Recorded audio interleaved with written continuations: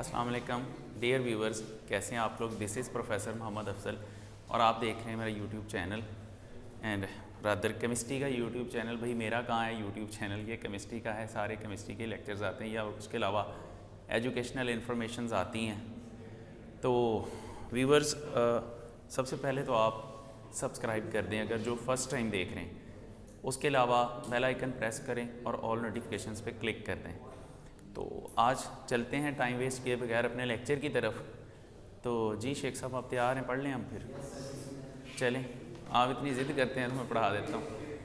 अच्छा यार, अंस भाईजान देखें, अब आज हमने जो टॉपिक पढ़ना है ना, बेसिकली इससे जो पिछला आर्टिकल पढ़ा था वो था Dalton's law of partial pressure. उसका बेसिक इंट्रोडक्शन और उसकी जो एक्सप्लेनेशन थी वो मैंने करवा दी थी आपको।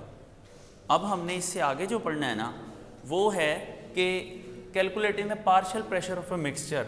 इसका पहली बात मतलब क्या बनता है। देखें, हमारे पास फ़र्ज़ करें दो गैसेज हैं, एक है गैस ए और एक है गैस बी। अब देखें हमारे पास जो गैस ए है, ये लें gas A and gas B. तो इसके ना सिर्फ मैथमेटिकल स्टेप ज़रा ध्यान से समझ ले, बाकी चीज़ें आसान हैं। तो देखें गैस ए जो है ना यार, अगर हम गैस ए की बात करते हैं, इसका जो पार्शियल प्रेशर होगा वो होगा पी ए और इसका पार्शियल प्रेशर होगा पी बी। इसी तरह इसके नंबर ऑफ मोल्स की बात करें तो वो होंगे एन ए और इसका जो नंबर ऑफ मोल्स लेंगे वो एन बी होंगे। अब हम ऐसा करते हैं, इन दो गैसेस को मिक्स कर देते हैं। जब हम मिक्स करते हैं ना तो मिक्सचर के लिए भी ये वैल्यूज़ लिखना होगी हमें। मिक्सचर के लिए लिखते हैं तो मिक्सचर ए प्लस बी, दोनों को हमने जब मिक्स कर दिया तो जब हम इसको मिक्स करते हैं तो ऐसी सूरत में यहाँ पर इसका प्रेशर हो जाता है पी टोटल और number of moles n total हो जाते हैं। अब इस टॉपिक का मतलब अब समझ में आएगा, जो मैंने हेडिंग दी है उसका मतलब अब समझ में आएगा कि हमने ये मिक्स कर दिया ना इनको। तो मिक्स करने के बाद अब पी ए की वैल्यू क्या है और पी बी की वैल्यू कैसे निकालनी है। अब ये जो है ना ये हमने फाइंड करना, ये हमारा आज का क्वेश्चन है कि दो गैसेस को मिक्स कर दिया, उसमें से किसी एक गैस का पार्शियल प्रेशर हम किस तरह से फाइंड करते हैं।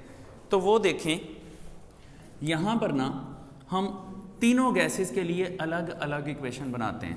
हम गैस ए के लिए भी इक्वेशन बनाते हैं, गैस ए, हम गैस बी के लिए भी इक्वेशन बनाते हैं और फिर हम मिक्सचर के लिए एक अलहदा इक्वेशन बनाते हैं ए प्लस बी।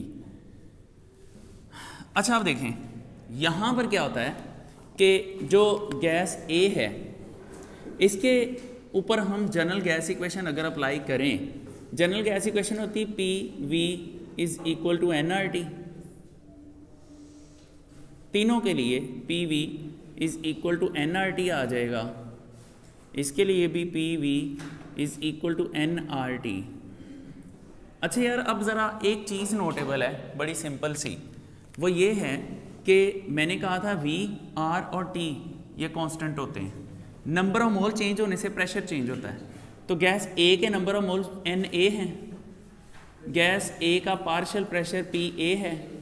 इसी तरह से गैस बी का number of moles n B होंगे और इसका पार्शियल प्रेशर पी बी आएगा और यहाँ एन टी आ जाएगा मिक्सचर के लिए और यहाँ पी टी आ जाएगा मिक्सचर के लिए। अब हम इनको नंबरिंग दे देते हैं। हम कहते हैं ये पहली इक्वेशन है, ये दूसरी इक्वेशन है, ये तीसरी इक्वेशन है। अब हमने फाइंड करना है पार्शियल प्रेशर ऑफ गैस ए। तो ये कैलकुलेट करने के लिए मैं यहाँ स्टेटमेंट लिखता हूँ, मैं कहता हूँ टू कैलकुलेट पार्शियल प्रेशर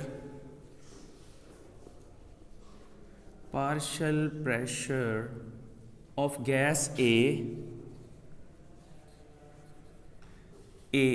हम क्या करेंगे, गैस ए की इक्वेशन नंबर 1 को डिवाइड कर देंगे टोटल गैस की इक्वेशन पे, मिक्सचर वाली इक्वेशन पे। मतलब divide equation 1/3, divide equation 1/3। 3। Equation 1 को 3 पे डिवाइड कर दें। अब इसको सॉल्व करें। हमने डिवाइड करना है ना, तो मैं डिवीजन का फ्रेमवर्क पहले ही बना लेता हूँ। अच्छा देखें, यह आएगा P A V is equal to n A R T. इसी तरह से इस पे डिवाइड करेंगे तो P T V is equal to n T R T. ठीक है, अब इसमें से ये वैल्यूज़ कैंसिल हो जाती, वॉल्यूम जो है वो वॉल्यूम के साथ कैंसिल हो गया, आर टी के साथ कैंसिल हो गया। रिमेनिंग जो वैल्यूज़ आती हैं वो हम लिख देते हैं। ये आएगा P A over P T is equal to n A over n T. अच्छा, अब ऐसा है कि पी टोटल को दूसरी तरफ ले जाते हैं हम, ये मल्टीप्लाई हो जाएगा इसके साथ, यह आ जाएगा P A is equal to n A over n T into P T. जी बिल्कुल जी। अच्छा भाईजान, पी टी जो स्कूल में होता है ना, ये वही। अच्छा देखें, अब जो एन ए है ये number of moles of gas A है, मतलब एक गैस के नंबर ऑफ मोल्स हैं, divided by n T total number of moles हैं, मतलब ए और बी दोनों को मिला के, और पी टोटल प्रेशर है। अगर हमारे पास ये 3 वैल्यूज़ हैं तो हम इन 3 वैल्यूज़ को प्लेस करके हम आंसर निकाल सकते हैं। इसके बिल्कुल साथ एक न्यूमेरिकल भी दिया हुआ है, इससे मिलता जुलता, वो न्यूमेरिकल हम इन दी एंड ऑफ द चैप्टर करेंगे, तो वहाँ ये मज़ीद समझ आ जाएगी, रिपीट भी हो जाएगा। अच्छा, हमें ना वो ये वैल्यू भी दे देगा, ये वैल्यू भी दे देगा, ये वैल्यू भी दे देगा। वो कहेगा जी पार्शियल प्रेशर ऑफ गैस ए निकाल लें, दैट इज़ क्वाइट सिंपल, ये आप कर सकते हैं। ठीक है ना। अच्छा, अब यहाँ पर ना एक नया कॉन्सेप्ट आता है, वो नया कॉन्सेप्ट आता है मोल फ्रैक्शन का। अच्छा यार, एक बात याद रखें, जो लफ्ज़ फ्रैक्शन होता है ना, फ्रैक्शन का मतलब होता है anything which can be written in P by Q form, P by Q की फॉर्म में जिसको लिखा जा सकता है। ये इससे भी मैं सिंपल कर दूँ ना, तो फ्रैक्शन का मतलब है एनी वैल्यू लेस देन 1, जो भी वैल्यू 1 से कम जिसका जवाब आएगा, 0.1, 0.2, 0.3, 0.01 वगैरह वगैरह, मतलब जो 1 से छोटी वैल्यू होगी उसको हम फ्रैक्शन बोलेंगे। समझ आ गई ना बात की। तो अब ज़रा देखें, अगर मैं इस क्लास में से स्टूडेंट्स फ्रैक्शन निकालना चाहूँ, वो मैं कैसे निकालूंगा, वो ज़रा ये बात ध्यान से समझ लें, आपको ओवरऑल फ्रैक्शन की समझ आ जाएगी। जितनी दफ़ा भी केमिस्ट्री में आप फ्रैक्शन का लफ्ज़ पढ़ेंगे आपको समझ आएगी। मैं यहाँ स्टूडेंट्स की फ्रैक्शन निकालना चाहता हूँ। फ़र्ज़ कर लें इस क्लास में 30 स्टूडेंट्स बैठे हुए हैं। अब आप में से हर जो स्टूडेंट है वो 1/30 है, एवरी स्टूडेंट इज़ 1/30। ठीक है ना। ये एक फ्रैक्शन है क्लास की, क्लास का एक हिस्सा है, और 1/30 को सॉल्व करो, आंसर लेस देन 1 नहीं आएगा, लेस देन 1 आएगा, बहुत माइनर आंसर आएगा, छोटा सा आंसर आएगा। ठीक है ना। तो ये होती है फ्रैक्शन, जहाँ पर भी जवाब 1 से छोटा आए। ठीक है। इसी तरह लेट सपोज आप मतलब फ्रूट्स ख़रीदते हैं, आपके पास 3 डिफरेंट कैटेगरीज़ के फ्रूट्स हैं। ठीक है, मतलब एप्पल है, ठीक है, उसके अलावा मतलब बनाना है, जी भाईजान बिल्कुल, और चलें मैंगोज़ है, ठीक है, आई वांट टू से मैंगोज़ हैं। अब आपके पास जो है ना, कोई दर्जन है, कोई 2 दर्जन है, कोई 3 दर्जन है, तो इन तीनों का फ्रैक्शन डिफरेंट आएगा, इन तीनों का फ्रैक्शन डिफरेंट आएगा। ठीक है ना। मतलब आप एक जो है फ्रूट जो 1 दर्जन है, आप कहेंगे कि हर एक जो है 1/12 है एक दर्जन के अंदर। अगर आप एप्पल्स कहते हैं दर्जन है, तो ईच एप्पल इज़ 1/12। समझ आए, 12 में से 1, ठीक है ना। मैं वो स्टैंडर्ड सेम रखना है ना। लेट्स सपोज आपके पास आइटम्स की बात कर लेना, 12 आइटम्स हैं। अच्छा चलें, मेरा ख्याल आपको फ्रैक्शंस की समझ आ गई। अच्छा, अब आप जब हमने बात की थी क्लास के स्टूडेंट्स की, तो इसको हम नाम देते हैं स्टूडेंट्स फ्रैक्शन। ठीक है ना। एप्पल्स की मैं बात कर रहा हूँ, वो एप्पल्स फ्रैक्शन है। ठीक है। इसी तरह से जब हम नंबर ऑफ मोल्स की बात करेंगे तो वो मोल फ्रैक्शन आएगा। ठीक है ना। हमारे पास एक मिक्सचर के अंदर जितने भी मोल्स होते हैं, उन टोटल मोल्स को हम डिवाइड कर दें, हम उनको डिवाइड कर दें किसी एक गैस के मोल्स को टोटल पे डिवाइड कर दें, हमारे पास मोल फ्रैक्शन आती है। ठीक है, अब यहाँ पर देखें ज़रा, कॉन्सेप्ट हम यहाँ लिखते हैं मोल फ्रैक्शन का। भाईजान ये देखें ज़रा, मोल फ्रैक्शन, मोल फ्रैक्शन को हम जाहिर करते हैं x के साथ, हम इसको x के साथ जाहिर करते हैं मोल फ्रैक्शन को। अच्छा, इक्वल हम मोल फ्रैक्शन निकाल लें तो टोटल नंबर ऑफ मोल्स नीचे आएंगे। अब मोल फ्रैक्शन अगर हमने गैस A की निकालनी, क्योंकि B को तो हमें बात ही नहीं कर रहे, अगर हमने मोल फ्रैक्शन गैस A की निकालनी है तो NA आएगा ऊपर ओवर NT और यहाँ पर फिर XA आ जाएगा। हम मोल फ्रैक्शन ऑफ A निकाल रहे हैं, number of moles of gas A divided by number of total moles. ठीक हो गई ना बात? तो ये वाली वैल्यू उठा के अगर हम इस इक्वेशन में लिख दें तो ये इक्वेशन बन जाती है, हम इसको इक्वेशन 1 का नाम दे देते हैं। हम यहाँ लिखते हैं कि इक्वेशन 1 बिकम्स, इक्वेशन 1 बिकम्स, लो जी इक्वेशन 1 क्या बन जाती है वो देख लें। यहाँ पर आ जाएगा P A is equal to n A over n T की जगह पे एक्स ए लग जाएगा इन टू पी टोटल। मतलब ये हुआ कि इस पूरे फैक्टर की जगह पे हमने एक्स ए लगा दिया। ठीक हो गया ना, जिसकी वजह से हमारे पास ये इक्वेशन बन जाती है। अब इसमें पता क्या है, अब आपको जब न्यूमेरिकल पूछेगा वो ये कहेगा जी mole fraction of gas A is this, total pressure is this, calculate the partial pressure of gas A, ये ऐसे कैलकुलेट कर सकता है। अच्छा, यहाँ तक आपकी बुक में कैलकुलेशन है, लेकिन अगर आपको पेपर में सवाल आता है ना, वो कहेगा जी आप इसको एक्सप्लेन करें फुली, तो फिर बी के लिए आपको खुद कैलकुलेट करना पड़ेगा। बी का उसने ना आपकी किताब में सिर्फ आंसर लिख दिया है, आपने उसको कैलकुलेट करना, तो वो भी बड़ा आसान है, मैं आपको करवा देता हूँ। देखें, अगर हम गैस बी का मोल फ्रैक्शन कैलकुलेट करना चाहते हैं तो हम गैस बी की इक्वेशन को टोटल पे डिवाइड कर देते हैं। मतलब इक्वेशन अच्छा 4 कर देते हैं, क्वाइट सिंपल। ये लो ऊपर भी हम 4 लिख देते हैं। यार आप लोग ज़हीन हो गए हैं, बस तुम लोग ज़हीन हो गए हो, तुम लोग ज़हीन हो गए हो। अच्छा यार देखें, अब ना हम इसको फर्दर प्रोसीड करते हैं। अब हम ना गैस बी का पार्शियल प्रेशर कैलकुलेट करना चाह रहे हैं। हम यहाँ लिखेंगे to calculate partial pressure of gas B. हम इक्वेशन 2 को डिवाइड करेंगे by equation 3, divide equation 2 by 3। यार इक्वेशन 2 को हम 3 से डिवाइड कर देते हैं। तो भाईजान वो भी देख लें आप, यहाँ पर आप फिर से डिवीजन का सारा बदतमीजी डिवीजन का सारा आप सेटअप पहले ही बना लें इधर। अब देखें इक्वेशन 2 है पी बी वी, बड़ा ख़तरनाक सा लफ्ज़ नहीं बन गया बी वी? अच्छा जी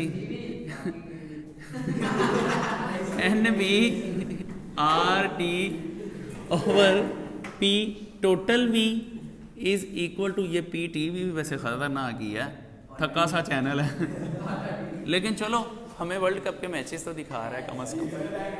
अच्छा देखें n T R T P T V का वाहद एक यही फ़ायदा है कि ये हमें हर क्रिकेट के मैच दिखा देता है, ये मेहरबानी इनकी। अच्छा यार प्यारे प्यारे इंतहाई कमीने बच्चों, अब ऐसा है कि जो जो वैल्यूज़ कैंसिल आउट होती हैं वो कर दें। ये कैंसिल आउट हो गई, ये कैंसिल आउट हो गई। अब ज़रा देखें इसको मज़ीद हम आंसर लिखते हैं, P B V, V cancel हो गया, over P T is equal to n B over n T. तो अब इसको ट्रांसफ़र कर दें उधर, तो P B is equal to n B over n T into P total.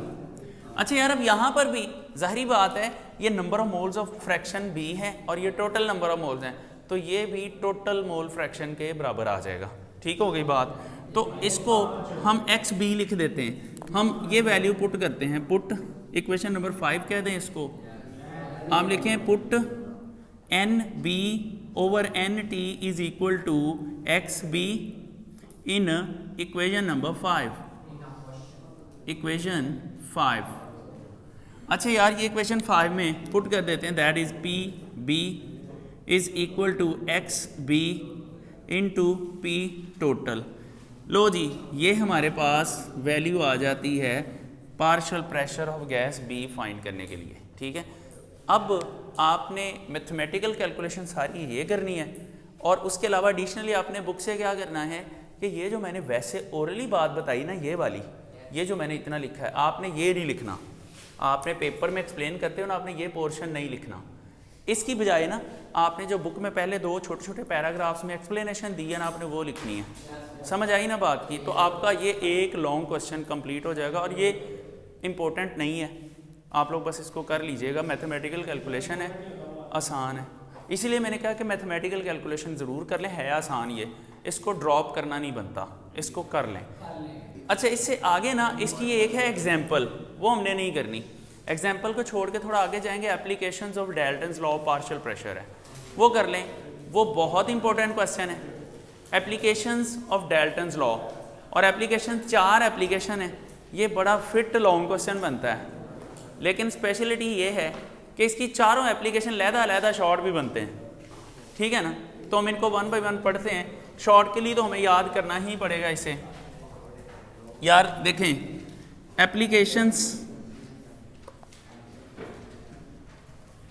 Applications of Dalton's law.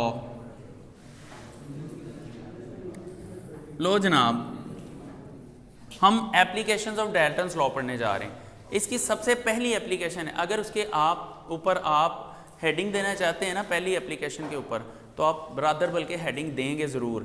Heading दें collection of gases, आप इसके ऊपर हेडिंग दें कलेक्शन ऑफ गैसेस, पहली एप्लीकेशन के ऊपर कलेक्शन ऑफ गैसेस, गैसेस की collection. अच्छा इसका ना कॉन्सेप्ट कुछ ऐसे है,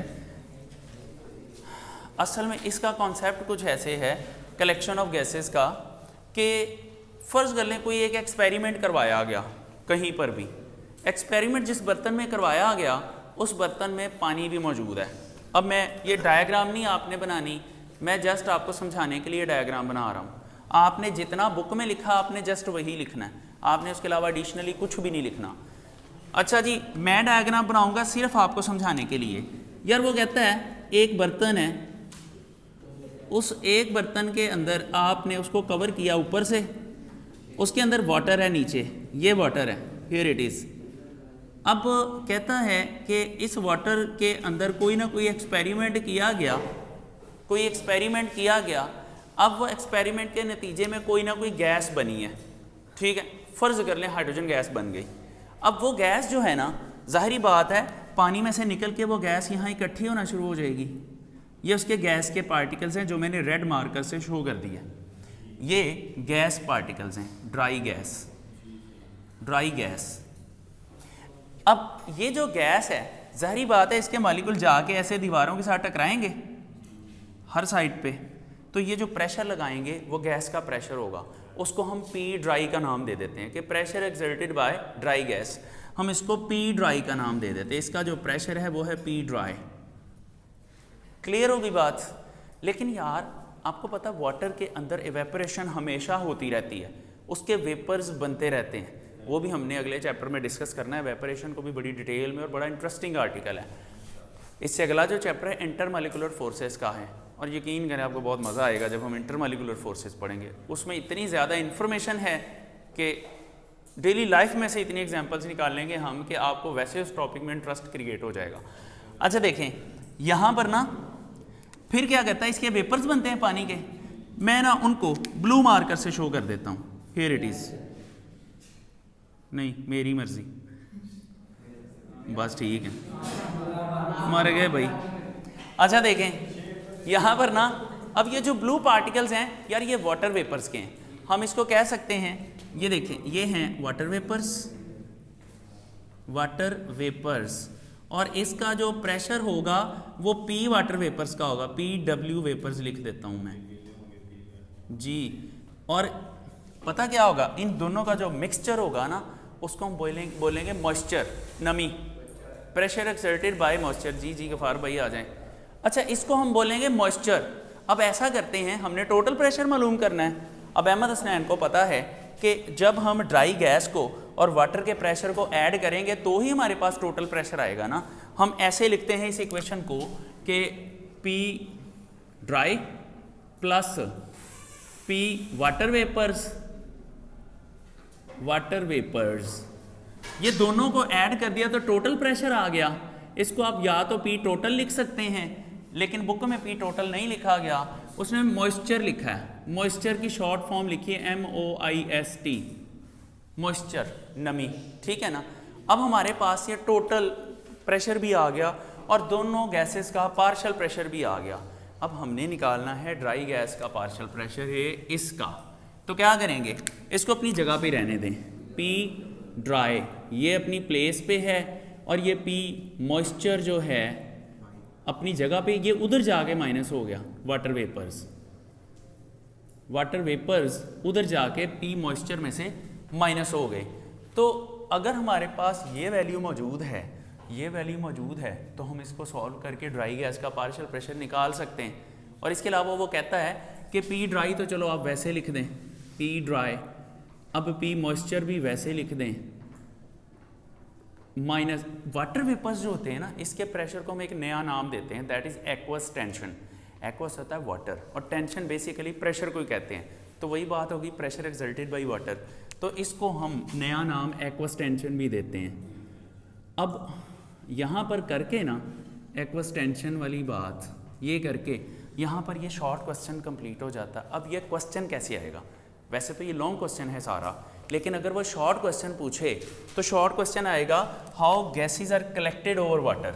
इसका जो क्वेश्चन आएगा how gases are collected over water या ओवर सरफेस ऑफ वाटर, ये क्वेश्चन आ सकता है। और यार ये आ भी सकता है, इसको आपने याद कर लेना है। आपने सारा याद करना है, बस इस इक्वेशन के नीचे जो एक लाइन थ्योरी की लिखी है वो नहीं करनी है आपने। दूसरे पॉइंट से पहले जो एक लाइन लिखी है ना उसने, वो आप छोड़ सकते हैं। अच्छा, इसमें तो कोई कन्फ्यूजन नहीं है, आसान बात है, ठीक है।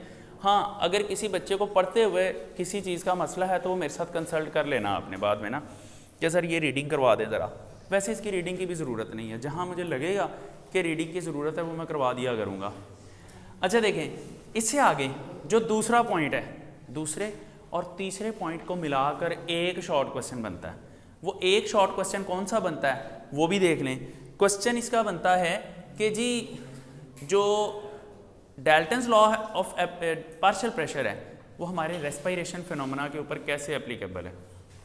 रेस्पिरेशन पता है ना, सांस लेना। तो क्वेश्चन आता है कि हाउ डाल्टन्स लॉ, ये दूसरे पॉइंट का, इसमें दूसरा और तीसरा पॉइंट आपको दोनों लिखने पड़ेंगे।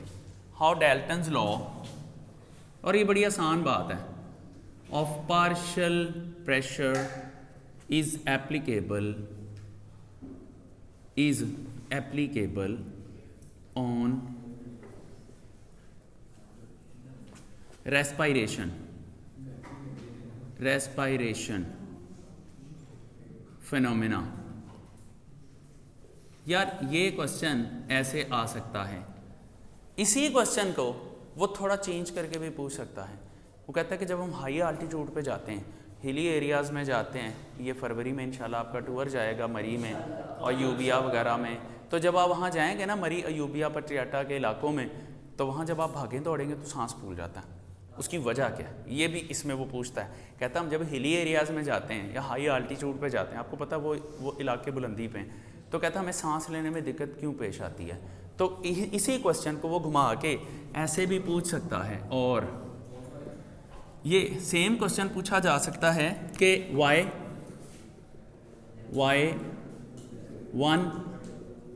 One feels uncomfortable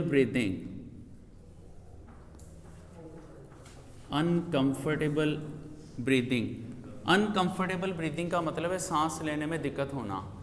uncomfortable breathing in hilly areas, hilly areas मतलब पहाड़ी इलाका जात में, हिली एरियाज में जाके कोई पर्सन अनकंफर्टेबल ब्रीदिंग क्यों फील करता है। ये दो तरीके हैं सवाल पूछे जाने के, दोनों के आंसर में आपने दूसरा तीसरा पॉइंट लिखना है। अब ज़रा दूसरे पॉइंट के ऊपर हेडिंग देख लें आपने क्या देनी है। मैं हेडिंग लिख देता हूँ दूसरे पॉइंट के ऊपर। आपकी बुक में जो सेकंड पॉइंट लिखा है उसके ऊपर हेडिंग दें कि रेस्पायरेशन फिनोमेना, रेस्पायरेशन फिनोमेना, सांस लेने का अमल।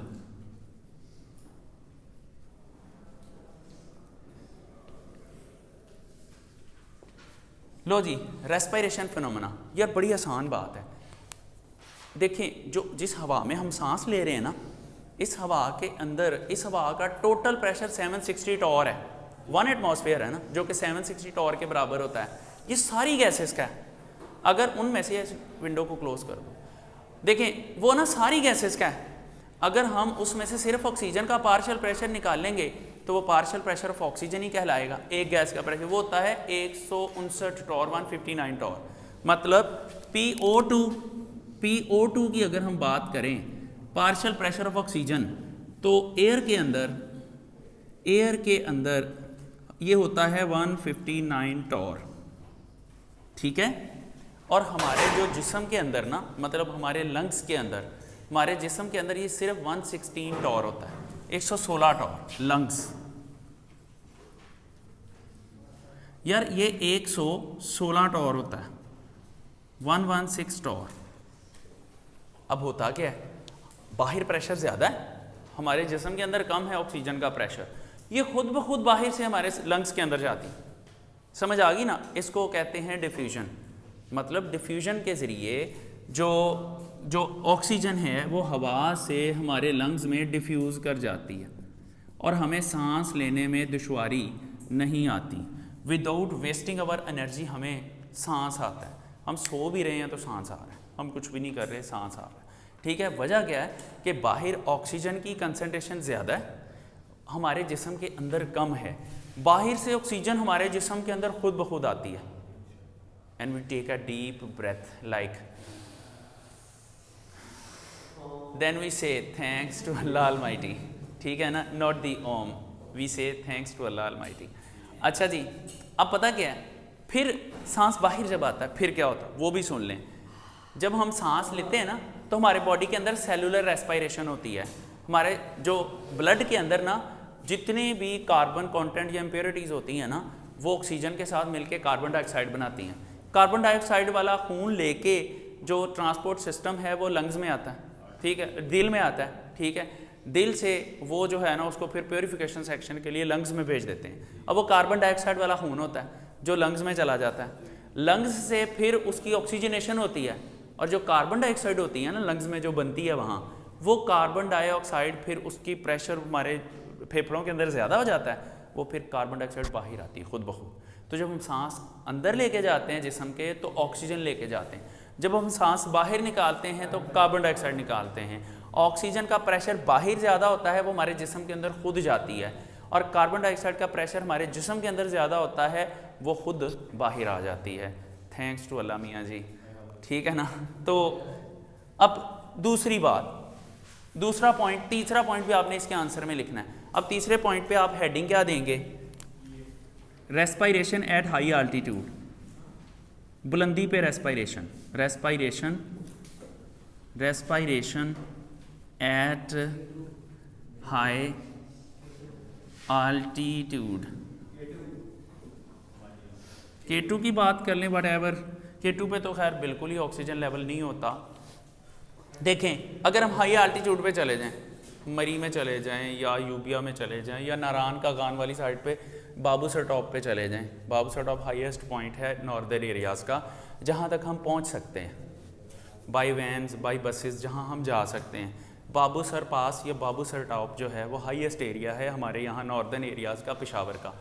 अच्छा, वहाँ जाके ऑक्सीजन लेवल इतना कम होता है कि कसम मैं गया था, मेरी तो तबीयत ख़राब हो गई, मैं बेचारा वहाँ वापस आके गाड़ी में सो गया लेट के।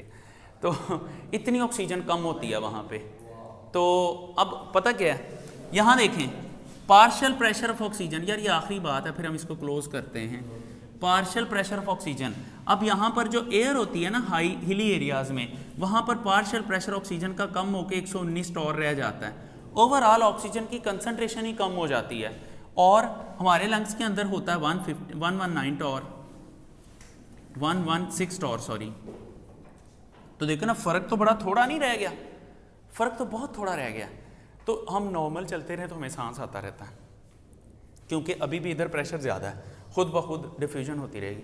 लेकिन जब हम दौड़ लगाएंगे ना, वहाँ पे भागेंगे दौड़ेंगे, एक दूसरे को बर्फ़ उठा के मारेंगे, तो उसमें हम थक जाते हैं, हमारे बॉडी का ऑक्सीजन डिमांड बढ़ जाती है। एज ए रिजल्ट हमारे इंटरनल प्रेशर भी 119 टॉर के बराबर आ जाता है। जब 119 टॉर के बराबर आ जाता है तो हम हफ जाते हैं, ऐसे सांस लेने शुरू कर देते हैं। तो ना ये होता है। आप ना जब ये टूर पे जाएंगे इंशाल्लाह और 3-4 महीनों के बाद ना, आप नोट करना, जब आप वहाँ इन एरियाज़ में आप जितना मर्जी भाग लें, ये ब्रेक में आप 40 मिनट भागते रहते हैं ग्राउंड में, आपको फील नहीं होता। लेकिन ना if you go to the hilly areas, वहाँ जाकर ना अगर माल रोड पे आप दौड़ लगाएंगे ना, माल रोड पे, चलो मैं भी दौड़ लगाऊंगा तुम लोगों के साथ, माल रोड पे दौड़ लगाएंगे ना, मतलब सिर्फ कह लें कि यहाँ से लेकर कॉलेज के मेन गेट तक भाग लेंगे ना, उससे दो इफेक्ट होंगे। एक तो आपको सांस बड़ा ज़्यादा फूल जाएगा, आपको ऐसे लगे जैसे सांस ही नहीं आ रहा। दूसरा बॉडी बहुत ज़्यादा हीट अप हो जाता है। ये दो इफेक्ट आते हैं, ये दो इफेक्ट आते हैं। तो भाईजान ये इसी वजह से होता है कि हाई एरियाज़ पे जाके ऑक्सीजन लेवल जो है वो कम हो जाता है। अच्छा, अब आप लोग सोच रहे होंगे कि सर जो लोग रहते ही उधर हैं, जो लोग रहते ही उधर हैं वो भी तो भागते दौड़ते हैं, उनके साथ क्या? उनके अंदर ना एक नेचुरल अडाप्टेशन आ चुकी हुई है। उन लोगों का वैसे नेचुरली जो ब्लड सेल्स हैं ना वो ज़्यादा होते हैं, ब्लड सेल्स ज़्यादा होते हैं। आप देखें उनके रंग भी बड़े लाल लाल होते हैं। इसकी वजह क्या? उनके अंदर जो ब्लड सेल्स हैं वो बहुत ज़्यादा होते हैं। तो उनके अगर उसमें से 50% ब्लड सेल्स की भी ऑक्सीजनेशन हो जाए तो उनकी वो कमी पूरी हो जाती है। लेकिन हम कभी कभी जाते हैं, हम वहाँ से काले होकर वापस आते हैं। वजह क्या है? हमारे सेल्स की ऑक्सीजनेशन ही नहीं हो रही और हमारी स्किन के ऊपर जो ब्लड सेल्स हैं उनकी ऑक्सीडेशन नहीं हो रही। एज ए रिजल्ट हम काले हो जाते हैं। ठीक है ना? तो भाईजान अब इसकी एक एप्लीकेशन रह गई है, टाइम नहीं है, उसको अब हम परसों डिस्कस करेंगे। तो इसको यहीं पे क्लोज़ करते हैं। तो अंस भाईजान ज़रा इधर आ जाए, मैं अपने ऑडियंस के साथ बात करने लगा हूँ, तो अब आप लोग ज़रा चुप करेंगे। तो जी dear viewers, thanks for watching. और आज हम इसको यहीं स्टॉप करते हैं। एक एप्लीकेशन रह गई है, ये हम नेक्स्ट पढ़ेंगे very next day on Monday. और आप लोग ऐसे नहीं जाइएगा, आपको पता है मैं ये कहूँगा, सब्सक्राइब करें, बेल आइकन प्रेस करें, ऑल नोटिफिकेशन पे क्लिक करें। खुश रहें, अल्लाह हाफ़िज़।